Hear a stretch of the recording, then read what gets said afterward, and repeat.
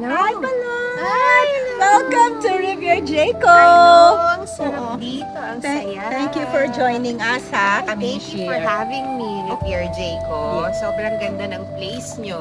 Thank you for, saying yes to our invitation Of also. course, anytime. Babalik at babalik ako dito at sana ma-experience ng lahat ng Rivier Jayco. Yes. So, how's life treating you lately? Good. Simple lang. Trabaho. Pamilya. And how are your kids naman? They're all good. They're all healthy. Thank God. And busy. Okay, if there is one thing that you'd like to share with us, what is one thing that people don't really know about Balot or Lot Lot de Leon? Oh, what don't people... I'm funny. Actually, di ba? You're close Feeling ko friends funny with the din naman G. ako. Hindi ako puro drama. Nakakatawa din naman akong kasama at nakakatuwa. Yun. Again, what is your fondest memory of your beautiful mom? Your iconic beautiful mom? Oh, marami. Marami. But if there's one thing talaga about her, ano yun? Si Mami, ano yun? Bigla ang malambing. Biglang magte-text ng, there was one time she texted me. Sabi niya, happy birthday, anak. Sabi ko, ma, next month pa po birthday ko. Oh, advance! Sabi niya, hindi. Kasi itong mga kasama ko, kala nila birthday mo. Sabi ko, hindi, ma'am. Sabi ko, next month pa birthday ko. So, yung mga ganun, nakakatawa. Sweet. If she's in front of you right now, what is one thing that you would want to tell? Oh, that I love her. And I will always love her no matter what. And I miss her very much. I think a lot of people do. And ito naman, Rivier Jayco, how do you like this place? Ang ganda, sobra. Ang sarap tignan ng lahat. The greenery, the trees, everything. Sobrang nakaka-relax, sobrang peaceful yung place, sobrang ganda.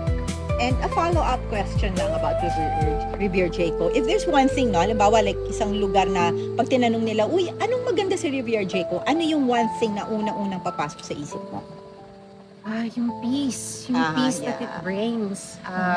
So if you want quiet time, if you want to relax, kung medyo naguguluhan ka na sa Maynila, this is the best place to go to. Kasi, And ang lapit niya, no? Oo, and it's like 2 hours away lang from Manila. So sobrang accessible niya, and ang ganda lang. At saka, even the villas are nice, kumpleto, ang ganda ng swimming pool. Yun, makakarinig ka dito ng huni ng mga ibon at marinig na tubig. Yes, tama naman yun. Tapos in showbiz naman, Balot, since you practically grew up in the business, they say na it's difficult to find true friends. What can you say about that? Hindi. Friends. Marami sa industriya na acquaintances mo.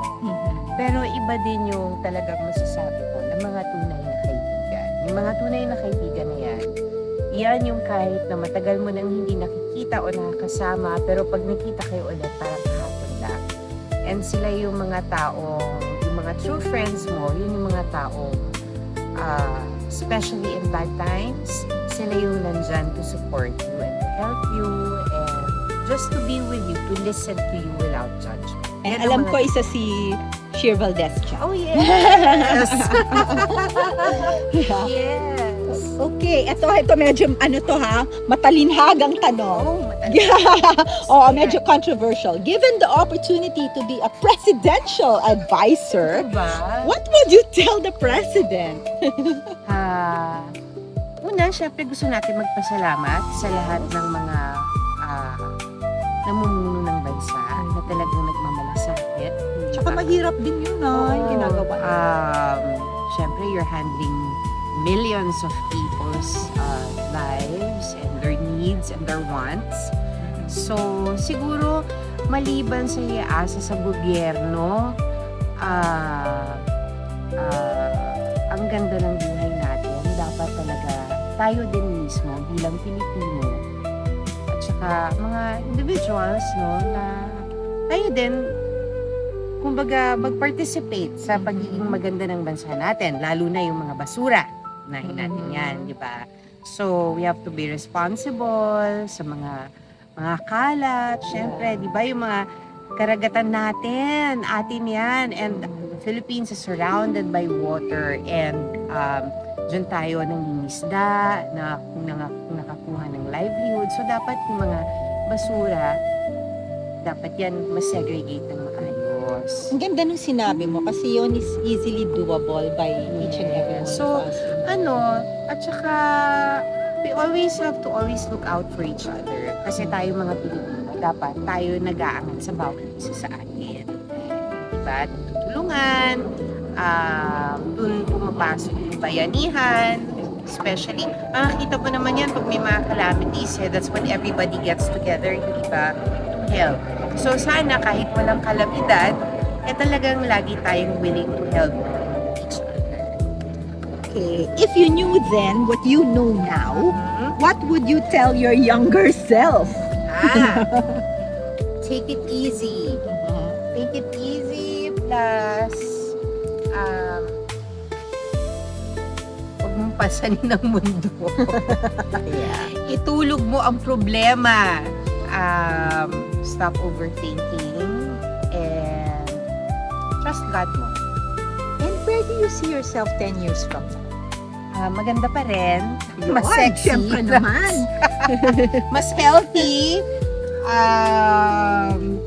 Hopefully, buo na yung bahay ko sa Yes. sa beach property Ang ko bago na bilhin finally niya. is a dream come true.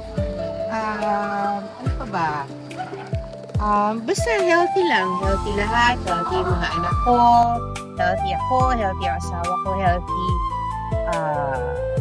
Healthy lahat ng mahal ko sa buhay. And kilala ng mga malalapit sa iyo that you are a very nurturing person. What will it take for a Lotot de Leon to turn her back from people that once mattered to her?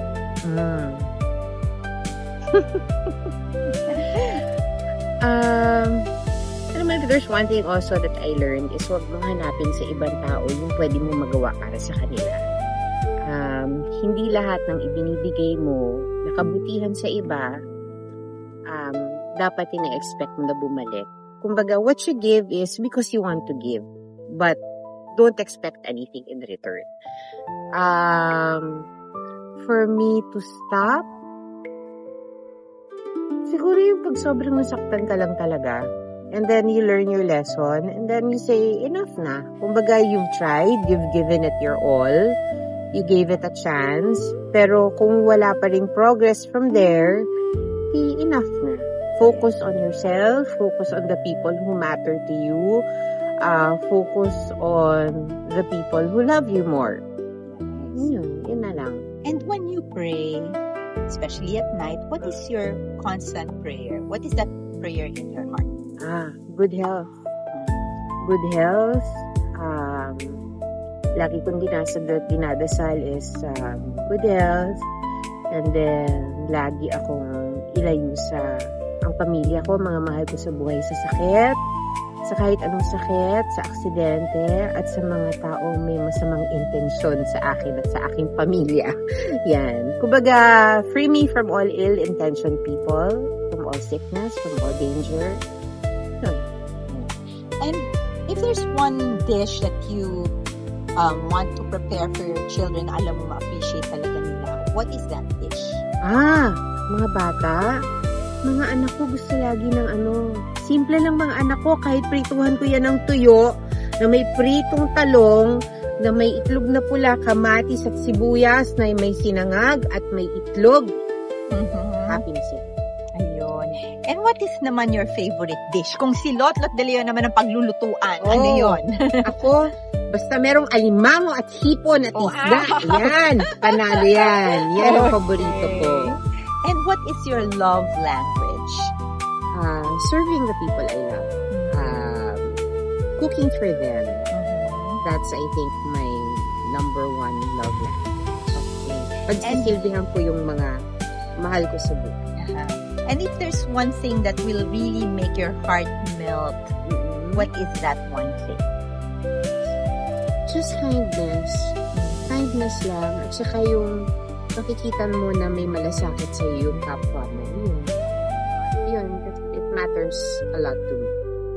And what is that one thing that naman that you do first thing in the morning? Ano yung unang-una mong ginagawa when you wake up? Ay, magpasalamat sa Diyos for another day. And then, magsipilyo. Oo naman. Bago humarap kay Fanny. Bago kahit kanino. Okay, and what's the last thing naman that you do before sleeping? Magpasalamat ulit sa Diyos sa araw na ibinigay. And huwag lang papabayaan ang mga anak ko at ang pamilya ko. Ako at ang ating asawa. And what is that one thing naman about Tatay Boyet that you love the most? Everything. I love Aww. everything about my dad. My dad is my first love. He's he'll always be my hero. My dad.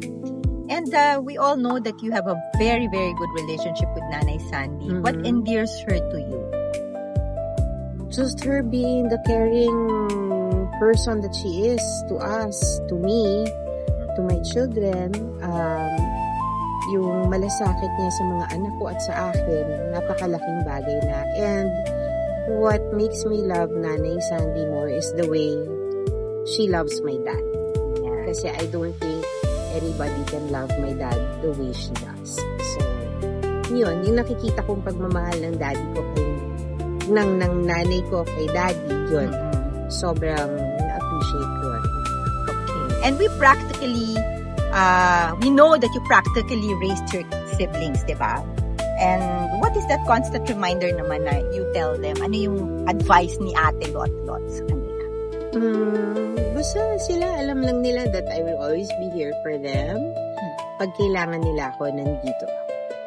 Nandito ako. Xavier Jaco. Yes. And for your children naman, si Max, si Janine, si Jessica, and si Diego, how would you like your children to remember you? Oh, that I tried my best. I did my best. Ang ganda na you Yun. find yourself in Yeah. every song. Oo. Most songs. Okay. Oo. Yeah, we all do naman as parents. No, Yun diba? lang. Kasi syempre, kahit na mga bata, lumabas lahat sa yan. You conceived all of them, pinanganak mo. But each one of them will have their, own lives, different personalities. So, yun lang na kung ano man yung naituro ko sa kanila, sana na maganda, syempre, maipass on nila yan sa maging pamilya nila. And if you can go back naman in time, which part of your life would you specifically go back to? Ano ba yung pinaka-era na talagang nag-enjoy ka o talagang gusto mong balikan for some reason? Wala na. Oo, wala na. I don't look back na eh. Ay, nice. I don't look back anymore. I'm just grateful for all the experiences that have brought me to where I am now. So, I'm just thankful. No looking back. Oo. Forward lang. Always Ganda mo forward. na. Ganda nun. So, what is the hardest lesson naman that you learned in this life? I think yun nga. I think don't expect na yung pagmamahal, kabutihan, or kung ano man ang pinakita mo sa ibang tao na laging maibabalik sa'yo. So, pag binigay mo na yun, just give it. And then, No expectations. no more expectations. So, overall, Balot, how are you now? I'm okay. I'm happy. I'm happy here. Quiet, peaceful. Ang sarap sa tenga nung Nature, no? tunog ng nature, ng stream, ng water, just to see the sky, diba? It's just so beautiful. The mountains, everything. It's just so beautiful. And second to the last question, if there's anything naman na gusto mong sabihin sa future self mo, okay, ano naman yun? Sa future self ko, good job. Yan! Good job! I think gusto good natin job. lahat yun, di ba? Good Para job. maging proud naman Good job. tayo, di ba? Yun yung sabi ko sa'yo kakayanin mo naman lahat At higit pa yung maibabalik sa'yo. Ito yung pinaka parang mabigat na question ni Shir Valdez. Siya sumulat Oo nito nga Ano daw ang nauna? Alin? Itlog o manok?